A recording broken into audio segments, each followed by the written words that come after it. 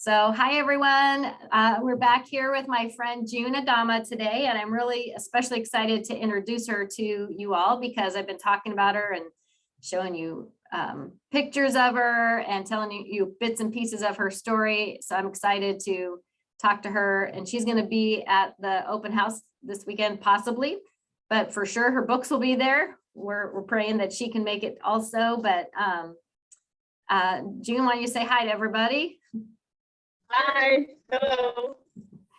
And why don't you tell people kind of how you and I know each other? Okay, I've known Heather for a long time. We go back when. I remember clearly, and I'll never forget this. We were attending the same church, and we would always see each other. We didn't know each other that much, and I think that Heather did one of the kindest things. She reached out to me, and I was a little bit ahead of her in terms of children rearing. And she came up to me, and I thought that was one of the most humblest things for someone to do. And she said, Julie, I don't know everything, and I observed that you're raising your kids, and I learned from you. And that's who Heather is. She's always been that way. She always encourages others. She always looks out for others. Even in us doing the upcoming event, I feel so privileged to be invited by her to join her and her other friends to do this. And, that's the kind of person that Heather is. And so when Heather was diagnosed with leukemia years ago, I think she and her husband connected with my husband, Dr. Agamah, who's an oncologist. And I remember that journey as clear as day, because even though we were on a mission trip in Ghana, my husband was constantly communicating with them. And, we prayed every night. I mean, we prayed several times during the day for her and her family, because we knew the implications of such a difficult journey. And, we continue to, feel blessed that we could be a part of her life. Well, I appreciate you, and I'm excited to do this with you. I do remember coming to you and saying that. And so what I did, the next best thing besides asking June to how to raise my hooligans, is I had her girls babysit for my kids. And I always my kids were very close in age, Bennett and Emma. And so to have babysitters, we really needed 2 at a time. And so we would just kind of rotate through your 3 girls and take whatever combination we could to watch my kids, so that they, of course, remember your girls well. So, well, let's talk a little bit about kind of one of your favorite posts. And then I'm going to make sure at the end of this time, I'm going to post the link to buying your book, and then also reminding people they can come and buy it this weekend at the open house. So which blog post kind of was helpful for you over? So what about I'm not very familiar with the fast. And granted, I was laughing so hard. I know that you grew up in California, and you're always maybe going to Disney World or whatever that is. But I thought it was so funny because you said, I like the way Eleanor weaves her story about her battle with leukemia.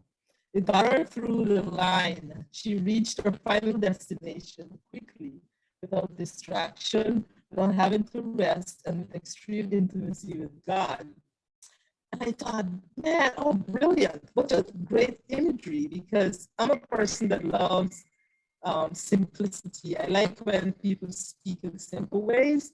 And I think that that's what Heather does in her book, Soul-Selfie. You can resonate with her. It's like sitting across the table and listening to a friend speak.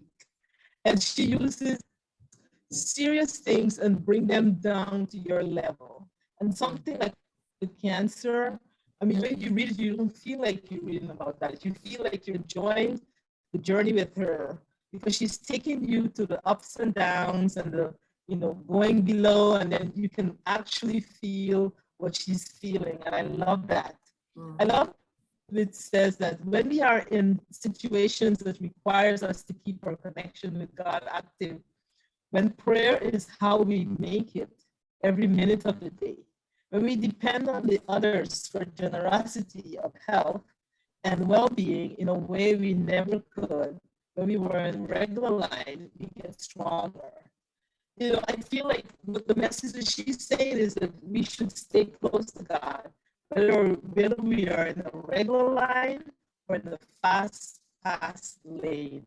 And I think that's a very good part of the book that I really enjoyed, and that thread is really, throughout our book. And the fact that, she did not, hide anything or put anything under the rug. She just told you her bare feelings about what was going on in her life. And I love that. I really enjoy reading. Mm. Well, I don't you wish we could get a fast pass though? Gosh, you can buy them for Disneyland. It'd be so nice to bypass some of the stuff. And we do just want to get done with the hard stuff so we can move on to the good stuff. But really, it makes the good stuff so much better when we've been through some of the hard things and learned the things we need to learn. And if we choose to grow in those things, then it's definitely it makes the reward much better when we get that.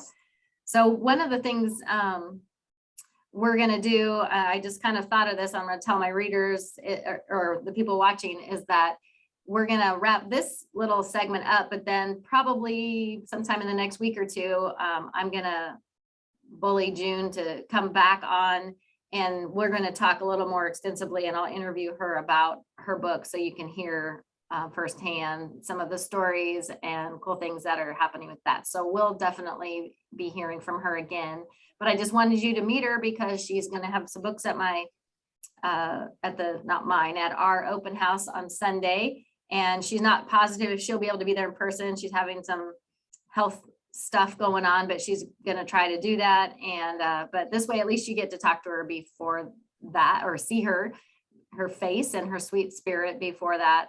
I do want to say one of my favorite posts, I can't even remember now that I think about it, which one it was in, but I did write about her husband, Adam. He's an oncologist, and he would come in, even though he wasn't my specific oncologist, he would always come and check on me. And so would his sister, was one of my nurses, who would come in the middle of the night and read scripture to me and encourage me. But I remember one time that I just gotten out of ICU, and I couldn't even sit up. I could barely sit up by myself, but I definitely couldn't walk at all. And so I was sitting there trying to eat my food, and it tasted gross. And I was really weak, I'd lost all my muscle in the hospital bed for when I was intubated for that week. And so I was just trying to force down some food, but it just tasted terrible. So I just kind of pouted and threw my fork down. And then I just kind of I didn't want to call a nurse. I just hurled my body across the room and flopped onto the end of the bed. And I was just kind of laying there very pathetically. And this is when Adam walked in my room, and he just kind of looked at me like perplexed. And he's like, "What are you doing?" And I was like, told him my sad story. And he said, "Well, did you eat your food? You have to eat if you want to get out of here." And I said, "Well, I tried to eat, but it tasted terrible. So I stopped eating it. I was feeling really bad." And he just looked at me, just blank face, and just said, "Well, that's when you put your head down and do it anyway. Like, eat it anyway." No, it was just like, "Do you want to go home or not? Eat your food. I don't care what it tastes like." But it was just so funny. He's like, "That's when you just put your head down and eat it anyway." And I thought I wrote a whole blog about it, because that's true. Sometimes we don't feel like doing it, the things that we know are good for us. And that's when you just put your head down and do it anyway. So I appreciated that. And so he made the book. Well, thanks for joining me this afternoon, June. And I know it's, we're all running around and trying to get ready for this weekend also, but I want to make sure everyone got to meet you and kind of build some anticipation for seeing more about your book. So thank you, dear. Okay. And I will see you this weekend. Right. And the name of my book is Carol's Closet. Yes, and I'm gonna put a link to that too when we close this out, and then you can, we'll have her back on to tell you more about it. But if you're interested in ordering that, you can either come by the open house, and there'll be a link to that as well, or you can just go ahead and order it right now, and we'll attach a link. All right, there. Thank you. Thank you. Thanks for inviting me. Bye-bye. Appreciate you.